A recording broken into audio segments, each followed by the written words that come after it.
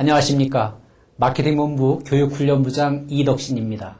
오늘은 프리젠테이션 성공 전략에 대하여 학습하는 시간입니다. 프리젠테이션은 다수의 고객을 동시에 설득하여 높은 성과를 올릴 수 있는 막강한 무기입니다만 많은 사후들이 부담스러워하고 전략이 미흡하여 아쉬움을 남기는 경우가 종종 있기 때문에 오늘의 강좌를 준비하게 되었습니다. 만약 프리젠테이션 할 기회를 얻으셨다면 가장 먼저 무엇 때문에 PT를 할 것인지 목적을 분명하게 하고 성공할 수 있도록 정보를 수집해서 정확하게 방향을 설정하고 사전 준비를 충분하게 하는 것이 필요합니다. PT를 성공적으로 수행하기 위해서는 3P를 기본으로 하여 분석하는 것이 필요합니다. 여기서 3P는 People, Purpose, Place입니다. 제일 먼저 청중이 누구인가를 분명하게 확인해야 합니다.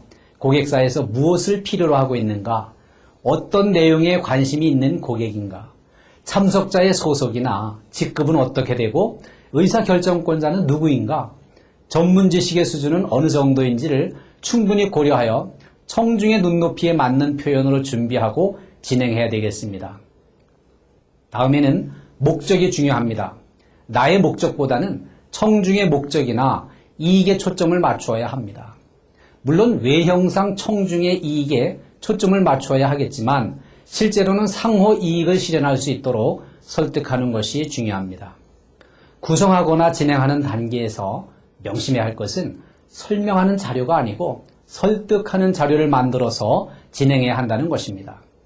그러면 설명과 설득의 차이는 무엇일까요? 설명은 중요한 내용을 이해시키는 것이라고 할 수 있습니다. 설득은 설명과 같이 중요한 내용을 이해시키는 것은 물론이고 이해한 다음 결단하고 행동으로 옮기게 하는 것이라고 할 수 있습니다. 따라서 PT는 청중을 설득해서 어떠한 결정을 내리게 하고 행동으로 옮기도록 하는 것입니다. 세 번째로는 어디에서 하는가, 즉 장소를 확인해야 합니다. 사전에 답사를 해서 실내의 크기나 조명이라든지 창문이나 출입문의 위치라든지 실내 온도나 청중의 집중도라든지 발표자의 위치나 전원시설 등을 확인해야 합니다. 물론 왕복 교통편도 면밀하게 확인해서 효과적인 PT를 준비하고 진행해야 합니다. 이제는 실제로 PT 현장에서 발생하는 사례를 살펴보겠습니다. 보편적으로 자신의 제안을 관철시키는 데 몰두하다 보면 고객사의 문제점만 집중 부각하게 됩니다. 이러한 경우 키맨은 자신의 의지로 구축하여 운영 중인 현재의 시스템이 잘못 도입된 것으로 비판하는 것처럼 느끼고 방어 논리를 찾느라고 마음문을 닫아버려 실패하는 경우가 발생하게 됩니다.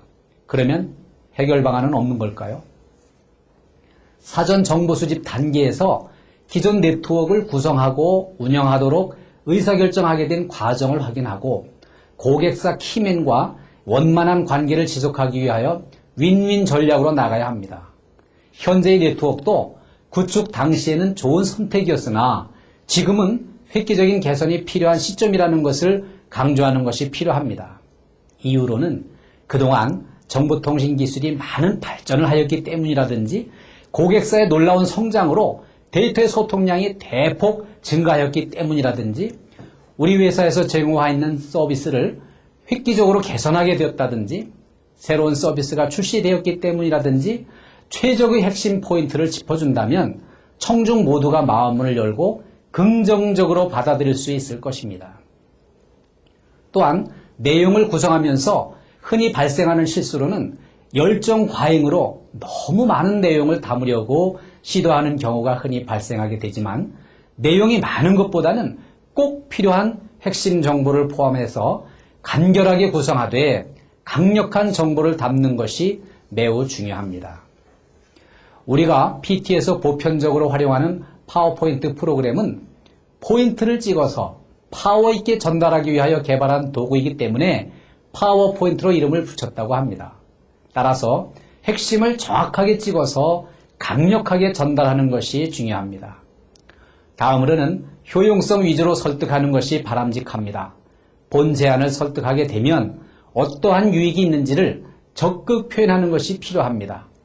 특히 예상되는 효용성을 논리적인 숫자로 설명하는 것이 필요하고 피부로 느낄 수 있도록 예를 들어 표현하되 감성에 호소하는 것이 필요합니다. 실제로 진행할 때에는 어려운 내용을 이해하기 쉽게 표현해야 합니다. 전문 용어는 피해야 하고 부득이 전문 용어를 사용할 경우에는 이해하기 쉽게 예를 들어 설명하는 것이 필요합니다. 내 입장보다는 청중의 입장에서 표현해야 하고 발표자와 청중의 거리는 가능한 한 가깝게 하는 것이 필요합니다. 또한 발표자들이 질문을 부담스럽게 생각하여 질문은 나중에 한꺼번에 하십시오 하고 질문을 막아버리면 청중은 수동적으로 바뀌고 마음문을 닫을 수 있습니다. 일방통행이 아닌 양방향 커뮤니케이션의 이미지를 주기 위하여 질문을 막지 않는 것도 바람직한 방법이 될 것입니다.